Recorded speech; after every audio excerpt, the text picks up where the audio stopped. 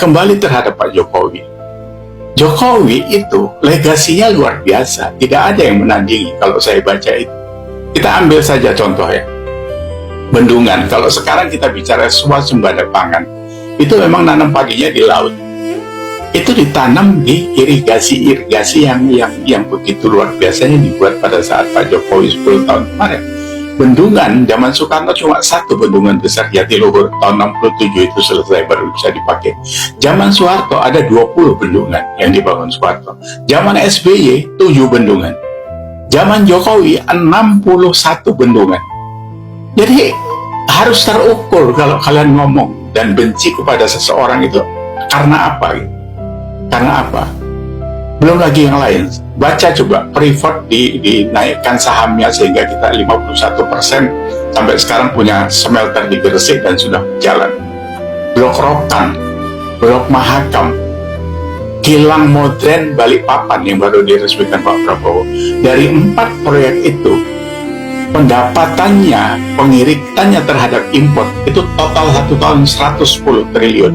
Itu nyata angkanya. Itu Joko Widodo.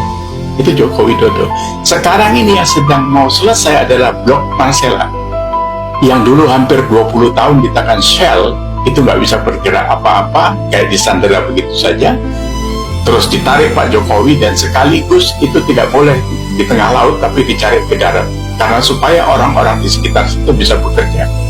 Karena nanti tenaga kerjanya itu ribuan ya, 3.000, 4.000 orang. Berarti kan orang-orang di sekitar situ yang bekerja.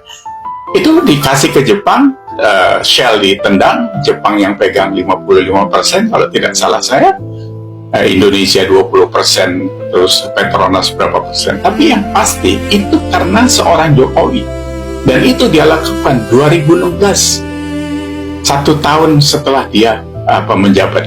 Sama dengan undang-undang perampasan aset, itu bulan Mei tahun 2015 Pak Jokowi itu buat surat ke DPR. Jadi kalian kalau membenci Jokowi, berarti kalian membenci kebaikan. Apa-apa yang dilakukan Pak Jokowi, kita nggak usah lah, tol segala macam sudah nggak ada apa-apanya semuanya, ya kan?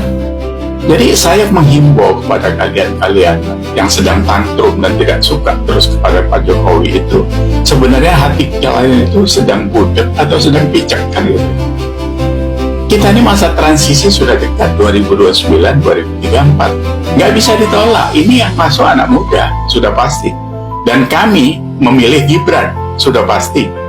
Karena dia anaknya Jokowi, anak yang tidak pernah makan uang haram, insya Allah.